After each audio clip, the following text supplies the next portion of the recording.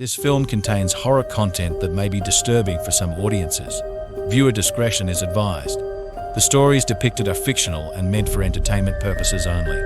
They include elements of horror, suspense, and possibly intense and frightening themes. If you are sensitive to such content, please consider this before viewing.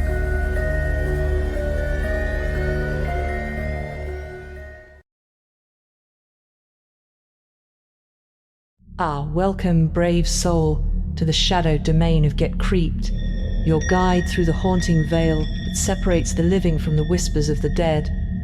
Let us embark on a spine-chilling journey into the heart of darkness, where the echoes of the past intertwine with the sinister present. Within the hallowed confines of Père Lachaise Cemetery in Paris, where stone angels watch over the slumber of the departed, there exists a spectral ambience that chills the very air. Opened in 1904, this grand necropolis, a city of the dead within the city of light, is the final resting place of souls both celebrated and unknown. Here, amid the ornate tombs and mausoleums, the spirits of the past seem to stir, restless in their eternal rest. It is said that as dusk wraps its dusky shroud over Père Lachaise, the veil between worlds grows thin. Visitors whisper of hearing the haunting melody of Edith Piaf's voice, a serenade from beyond, woven into the evening breeze. Others speak of Jim Morrison's spirit, not in raucous revelry as one might expect, but in a silent, poetic reflection that lingers near his grave. The air within the cemetery is thick with the echoes of history. Every monument, every crypt, holds a story. The ghosts of lovers, separated by tragedy and life, are seen hand in hand, their silhouettes flickering amongst the tombs. There's the tale of the wandering spectre of Heloise, still searching for her Abelard, forever a sentinel of their undying love. Phantom cats prowl the pathways, perhaps the familiars of long-departed witches, or simply the preferred companions of solitary spirits. They slink between the shadows, their eyes glowing with an otherworldly light, watching over the souls interred here. And then there are the mournful whispers, the remnants of unfinished lives that rustle through the leaves of the ancient trees. They speak in hushed tones, a symphony of the lost and the longing, each voice yearning to share its tale with those who walk the cobblestone paths. To stroll through Père Lachaise is to walk with history, to traverse a realm where the echoes of the past reverberate against the silence of the present. It is a place where the living come to commune with the dead, where every visit is a sojourn into the heart of Parisian lore, a step closer to the spectral dance of the city's eternal inhabitants. So remember, dear visitor, as you tread softly through Père Lachaise, to listen closely. For the whispers of the interred might just be seeking the solace of being heard, the comfort of being remembered in the world of the living. Let us traverse the murky waters of the Thames and find ourselves in the dimly lit quarters of London's 10 Bells pub. The air, thick with a musky scent of ale, bears a heavier burden, the lingering essence of souls once vibrant, now silenced by the Ripper's shadow.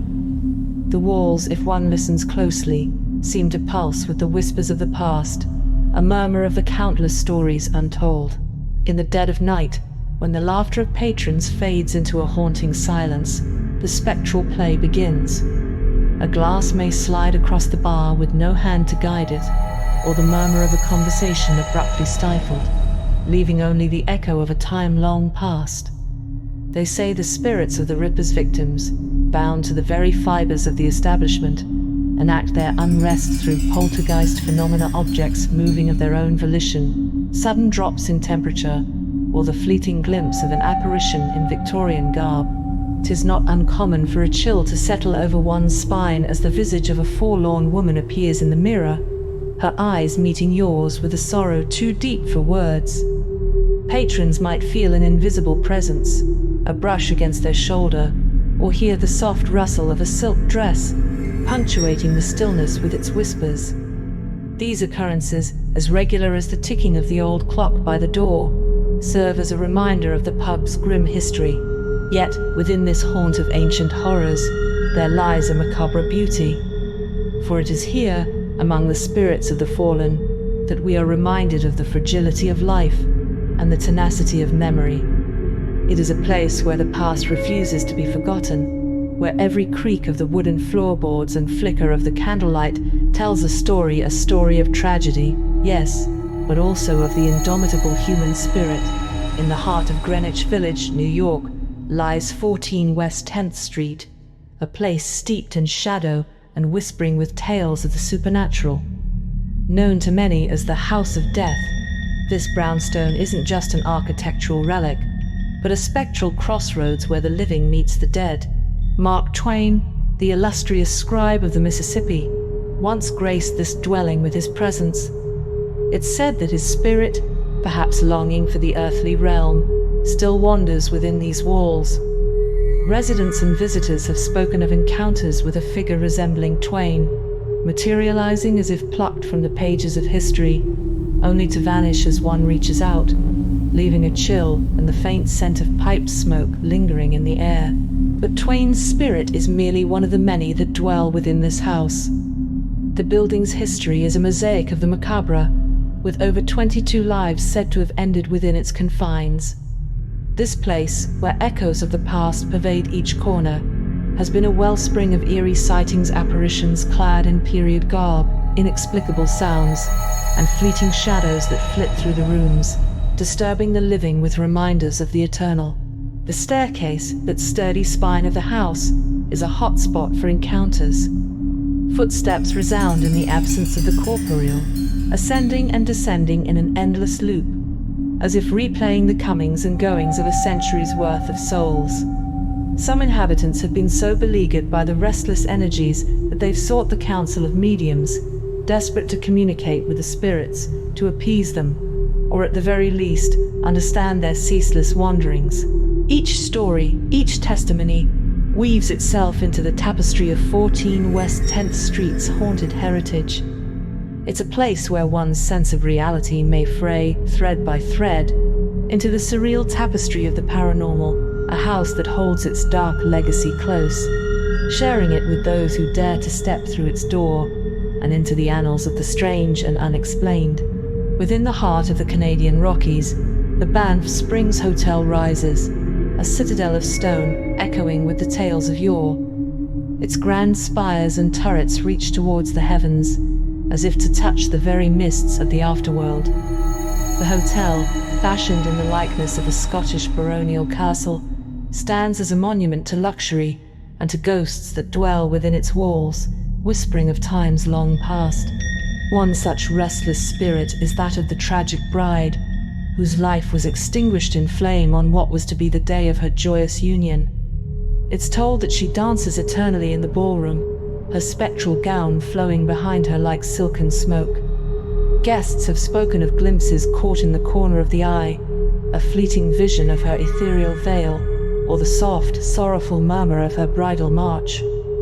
In the stately ballroom, where laughter and music once rang crystal clear, there now lingers a cold hush, a silence that speaks louder than any fanfare. Then there are the echoes of the bagpipes, a lament that seeps through the corridors, a soulful dirge without a player, a haunting melody for the dead. They say it's the piper who was to herald the wedding, now forever bound to these halls. His music weaves through the grand staircases and vaulted ceilings, a ghostly serenade that both chills and enchants. The stories of the Banff Springs Hotel are as numerous as the stars that pierce the night sky above its turrets. From the spectral bellman who assists guests in the dead of night to the phantom children who play in the halls, each spirit tells a tale of a history steeped in both splendor and sorrow. In the murky waters of the Venetian lagoon whispers the tormented Isle of Poveglia, a place so drenched in dread that the very air seems to hum with the unspeakable. Let us tread softly on its soil, which is heavy with the echoes of agony. This accursed island has witnessed a harrowing procession of death, its history an unending dirge of despair. It began as a refuge, a sanctuary where life was meant to flourish. But fate, with her cruel hand, transformed it into a quarantine colony, an isolated purgatory for souls afflicted with the bubonic plague. Poveglia became a holding cell for the dying and the dead, where bodies were piled, one atop another, in grotesque monuments to the Black Death's insatiable hunger. As centuries passed, the soil of Poveglia grew thick with the remains of these forsaken spirits, until the very earth seemed to scream in anguish. The island then took on an even darker role as the site of a mental asylum. It is said that the doctor who roamed its halls was as mad as those he treated. Driven by twisted visions, he performed vile experiments, his cruel laughter intertwining with the cries of the tormented. The bell tower, now silent, was once a cacophony of despair, tolling not to mark the hour, but to herald another soul's departure from sanity. The asylum's walls, now crumbled and choked by ivy, still hold the desperate claw marks of those who sought to escape, their fingernails caked in the blood-red mortar. Visitors to the island speak of oppressive energies, of shadows that move with purpose, and of the chilling sensation of being watched by unseen eyes. They tell of the anguished cries that pierce the night, as if the plague-stricken and the insane rise once more to share their sorrow. The air on Poveglia is thick with the psychic residue of suffering, a miasma of pain so potent it can turn the most skeptical of minds toward belief in the haunts. The island stands as a monument not to the dead, but to the undying anguish of the soul, a place where the veil is thin and the echoes of the past are as real as the ground beneath your feet. In the silent halls of Port Arthur's separate prison, nestled in the haunting landscape of Tasmania, an air of desolation lingers, as thick as the mists that roll in from the unforgiving sea. This panopticon, a radial web of surveillance and solitude, was once a place of utter silence, where the clink of chains and the softest whispers were swallowed by the thick stone walls. The prisoners, cloaked in hoods, were specters in life as in death, unseen and unheard, each confined to a world of isolation so profound it was as though they had been buried alive within the bowels of the earth. Picture the ghostly figures that now tread these forsaken corridors, where the line between the living and the spectral has been worn thin by suffering and sorrow.